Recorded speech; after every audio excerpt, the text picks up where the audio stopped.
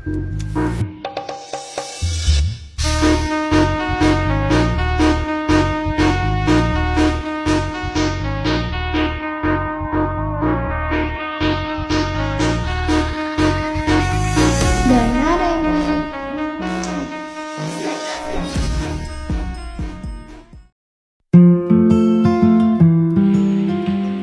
anak-anak semua.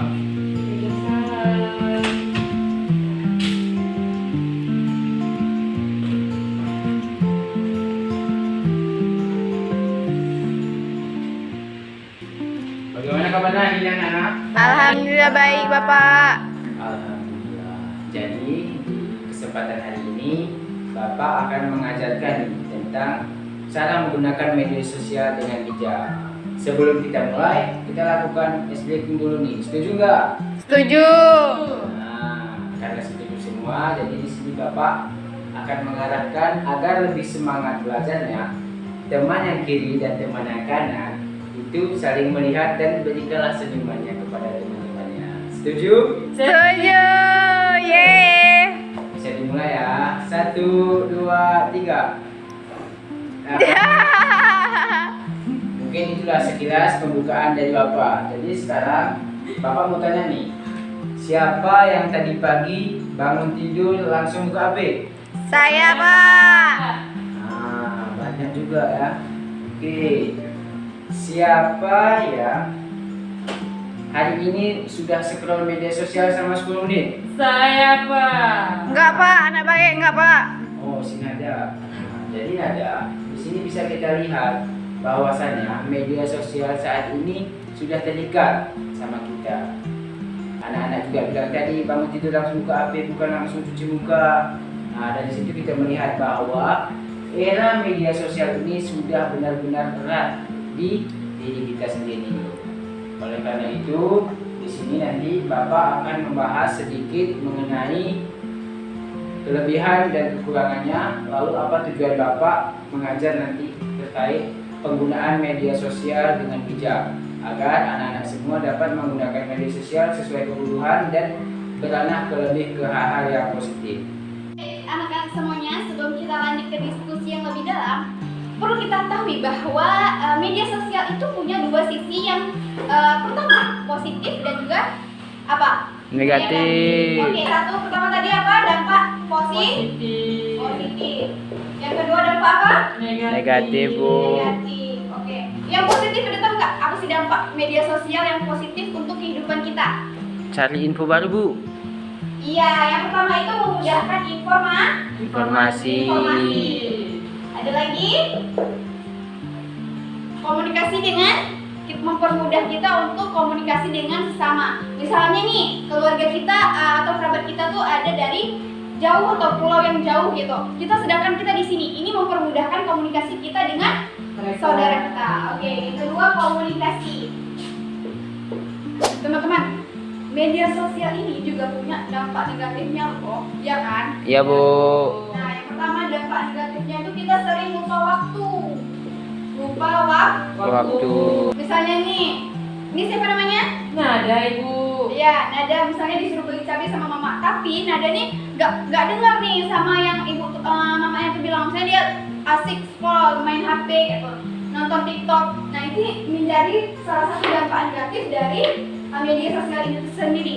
Juga media sosial ini kan banyak informasi-informasi yang baik itu penting ataupun nggak penting. Jadi kayak di sini nih media sosial ini jadi tempat hoaxnya, ya kan? Di zaman sekarang ini banyak informasi yang patut kita saring lagi, gitu. Dan yang terakhir dampaknya adalah tempat penyebarannya bullying. Banyak, kalau misalnya kita tengok nih, platform TikTok ini kan salah satu yang di Indonesia ini semua orang pakai, ya kan? Iya, Bu. Iya, betul sekali. TikTok karena banyaknya hate comment, misalnya kayak orang-orang yang pakai akun-akun fake itu komen video orang dengan banyaknya bullying, misalnya kayak penghinaan terhadap fisik ataupun juga penghinaan terhadap bentuk-bentuk wajahnya, bentuk rupanya gitu. Itu bisa membuat mental seseorang tuh down gitu. Dari permasalahan tadi tuh hari ini kita akan mencari jawaban dari setiap permasalahan-permasalahan yang mungkin muncul dari penggunaan media sosial. Nah, yang pertama itu kita mengidentifikasi masalah. Pertama itu adalah mengidentifikasi masalah. Anak-anak semuanya, sebelum kita mencari solusi terhadap permasalahan yang mungkin atau sering muncul dalam media sosial ini, terlebih dahulu anak-anak bagi kelompok nih. Dari sana satu deret nih kan, ini 6 orang, ini 6 orang, ini 6 orang. Nah, teman-teman bisa mencari atau membuat permasalahan-permasalahan apa sih yang anak-anak sering alami dalam menggunakan media sosial itu. Nah, anak-anak tadi kan udah diskusi nih. Ada nggak yang mau menyampaikan apa sih permasalahan-permasalahan yang mungkin anak-anak alami gitu? Ada yang mau? Saya, Bu. Ya, baik, silakan Putri. Saya sering merasa insecure, Bu. Insecure, Terus saya juga sering mendapat berita-berita palsu. berita palsu. Apalagi? Saya Bu, Ya, silakan Iqbal, apalagi? saya kecanduan bermain sosmed Bu, main game. Oh, kecanduan main game. Ada lagi? Mungkin yang ujung sana tuh apa? Saya kenal dirimu. Apa kurang dengar yang dia suaranya? Saya berbully. Oh, bully. Seperti yang ibu bilang tadi ya. Iya Bu. Oh ya, anak-anak. Yang ujung tadi tuh, apa sih salah satu contoh bullying yang pernah kamu alami? Saya pernah di konten saya, Bu. Oh, jadi siapa namanya? Bisa, Bu. Nisa. Pernah diejek pada konten di media sosialnya. Berarti Nisa ini TikToker kah? Ya, saya konten kreator. Oh iya, konten kreator. Itu bisa jadi salah satu manfaat dan juga dampak yang mungkin dialami seperti dia yang bilang tadi, bully. Baik, terima kasih kepada anak-anak. Sudah kita ketahui bahwasanya banyak dampak negatif dari penggunaan media sosial ini sendiri, ya kan? Iya, Ya, Bu. Bu. Iya. Nah, anak-anak tadi disebutkan beberapa macam dampak-dampak negatif yang kita dapatkan dari media sosial. Nah, sekarang Ibu mau tahu nih, apa aja sebenarnya dampak dari yang udah kalian sebutin tadi. Yang pertama, yang disebutin sama Putri tadi, insecure. Ada yang tahu nggak apa dampak negatif dari insecure ini? Tidak percaya diri Bu. Iya, nggak percaya diri. Ada lagi? Minder Bu, minder. Iya, sebenarnya sama aja ya Iqbal, tapi boleh. Udah jelasin beberapa dampak dari insecure. Yang kedua ini adalah berita palsu. Ada yang tahu nggak dampak dari berita palsu itu apa aja? Saya. Iya, Arifah? Bisa menyebabkan kesalahpahaman. Iya benar banget. Jadi dengan kita mendapatkan berita palsu itu bisa mengakibatkan kita mendapatkan kesalahpahaman dengan teman, dengan masyarakat, dan mungkin kesalahpahaman antar negara bahkan. Nah, yang ketiga itu ada kecanduan game. Di sini siapa yang suka main game? Coba Saya, angkat Bu. tangan. Iqbal, Bu. Iya, Iqbal. Jadi ternyata Iqbal, kecanduan main game itu salah, nggak baik. Nah, ada yang tahu nggak dampak dari kecanduan main game ini apa? Lupa waktu Bu. Iya benar, Iqbal. Bisa Ternyata kamu kurang tidur, paham. Bu. Iya, kurang tidur juga, bisa lupa waktu. Ada lagi, satu lagi? Nggak mau bantu orang tua Bu. Iya, kita jadi malas untuk bantu orang tua karena kita masih kecanduan sama game. Nanti orang tua suruh, Iqbal, ayo tolong mama nih buat ini. Nanti, nggak, lagi game gitu. Jadi kita jadi malas jadinya. Nah, ini yang paling besar dampaknya. Ada bully. Kalau di sosial media itu namanya cyberbullying. Ada yang tahu nggak dampak dari cyberbullying ini apa? Sedih, Bu. Iya, Arifah, benar banget. Jadi kita kalau misalnya udah merasakan cyberbullying, itu kita bisa merasa sedih yang berakibat fatal, bahkan sampai kematian. Nah, selain merasa sedih ini, ada yang tahu nggak dampak lain dari cyberbullying apa? Saya, Bu. Oke, Dinda. Ini Bu bisa membuat depresi kadang, Bu. Iya, depresi. Tadi juga Nggak tidur Bu, nggak tidur. Iya, kok bisa Iqbal tidak bisa tidur? Karena ya terlalu memikirkan apa yang dikatakan orang lain Bu. Pintar Iqbal, 100. Dengan kita merasakan cyberbullying, itu kita bisa kekurangan tidur. Intinya semua dampak negatif ini akan berakibat fatal pada tubuh kalian sendiri juga. Nah, anak-anak, tadi kan kita udah tahu nih, udah berdiskusi juga apa saja sih dampak negatif dari pengaruh media sosial.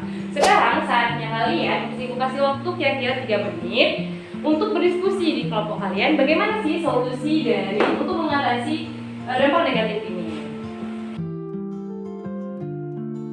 Anak-anak, waktunya sudah habis. Sekarang waktunya kita membahas nih apa hasil diskusi dari kelompok kalian. Untuk kelompok 1, ada yang mau jawab nggak? Apa sih sebenarnya solusi untuk mengatasi rasa insecure kita? Ya, Nabila? Menyadari kalau media sosial itu Bu hanya menampilkan bagian terbaik dari hidup seseorang.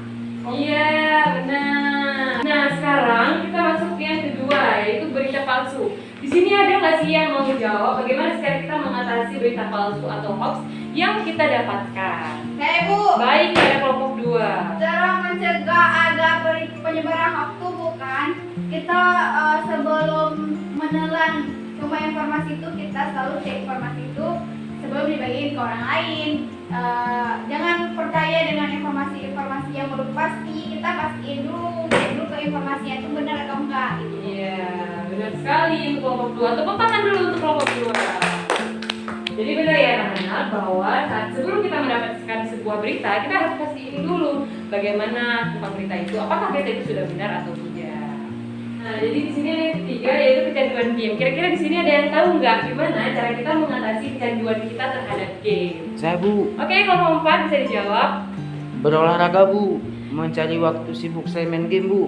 Iya, benar sekali. Kita bisa mengatasinya dengan cara berolahraga ya. Baiklah, di sini selanjutnya ada bully nih. Kira-kira kalian tahu nggak sih gimana cara kita mengatasi bully? Saya Ibu, saya Oke, kepada kelompok 1 dipersilahkan. kita jangan membalas komentar orang dengan komentar negatif. Habis itu kalau misalnya ada cyberbullying itu laporkan pelakunya, habis itu blokir dia. Tidak menyebar kebencian itu Ibu. Iya, benar sekali. Pintar semua anak-anak ibu ya. Jadi sebelum saat kita mendapatkan cyberbully, kita bisa melakukan hal-hal yang disebutkan tadi. Tadi udah disebutin beberapa cara untuk kita bisa mengatasi bagaimana sih dampak negatif dari media sosial.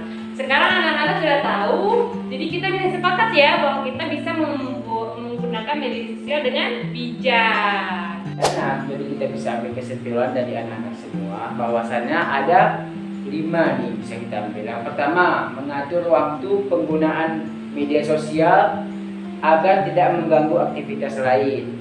Yang kedua, memeriksa kebenaran dari setiap informasi atau berita hoax dengan cara cross check anak-anak semua. Yang ketiga itu menghindari dan melaporkan cyberbullying karena kita ada kepolisian di Indonesia. Yang keempat yaitu tidak membandingkan diri dengan orang lain dan lebih fokus pada diri sendiri. Dalam istilah agama kita bersyukurlah istilahnya ya. Lalu yang terakhir itu menggunakan media sosial untuk hal-hal positif seperti belajar, mencari inspirasi, mencari teman, dan mengembangkan bakat. Jadi terima kasih anak-anak semua di pertemuan kali ini. Semoga apa-apa yang Bapak sampaikan terkait cara menggunakan media sosial dengan bijak, teman-teman semua sudah paham juga. Bahkan tadi pendapat-pendapat dari kawan-kawan benar semuanya. Karena itu saya Bapak ucapkan terima kasih sebesar-besarnya. Mungkin hanya ini yang dapat Bapak berikan terkait informasi bagaimana menggunakan media sosial dengan bijak. Semoga informasi-informasi yang Bapak berikan dan diskusi yang kita lakukan dapat memberikan pemahaman lebih terkait bagaimana cara menggunakan media sosial dengan benar.